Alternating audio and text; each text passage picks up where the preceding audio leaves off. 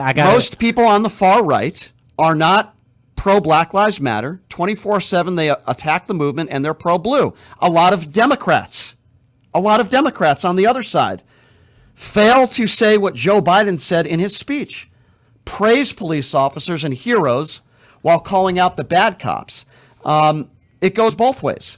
Far right-wing organizations, pro-police, anti-Black Lives Matter. Far left organizations attack the police, pro-Black Lives Matter. There are very few news organizations and members of the media or pundits that are pro-Black Lives Matter and pro-police. Yeah, but see, that's where you're getting lost in. That's why I said, what makes you think you can't be that? And I didn't say you can't. I just think that members of the media refuse exactly. to. And so you're directing what you can and can't be by what the mainstream media is doing. And all the mainstream media is doing is polarizing Americans apart, when really the majority of Americans don't fall into either camp.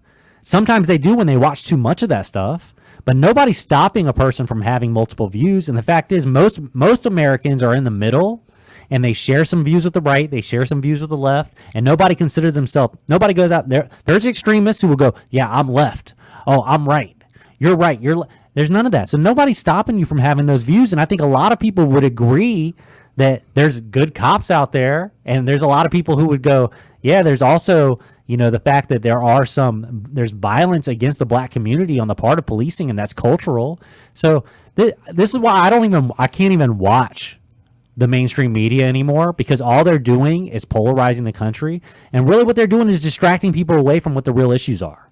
And that's why, Biden's State of the Union address, it's like, what's the point of even watching it?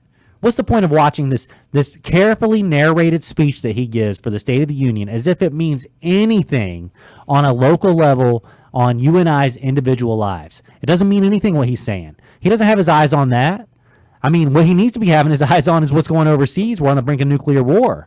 But the State of the Union address, I'll give you one example of how BS the State of the Union address is, okay? Joe Biden himself did not trade in stocks while he was a senator. He didn't do that. That was a personal rule. But we know that a lot of these senators, Nancy Pelosi and her husband, they're making all this money off of insider stock trading. And they tried to pass a bill. It got squashed in the Congress and Senate. They found a way not to pass the bill to ban stock trading among senators and Democrats and Republicans alike. It's a bipartisan issue. And Joe Biden, in his State of the Union address last year, was supposed to say something about it.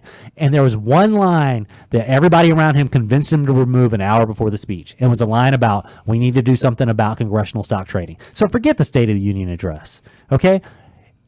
Change is made on a local level by individuals, okay? When you go into socioeconomics and you look at where change is made, somebody like a local sheriff, if he really, and look, McMahill here in Las Vegas, he's new and he has these ideas that he wants to implement, and he has been part of the system for a while, so maybe he can buck the trend. But it takes individuals to make a change. And one person can make a change in an organization. If I became the DA here in Las Vegas, I can make so many changes at that DA's office here in Vegas that would affect our community. But looking to the head of the country, as if that's going to affect anything that's going on in these local municipalities, it's a pipe dream.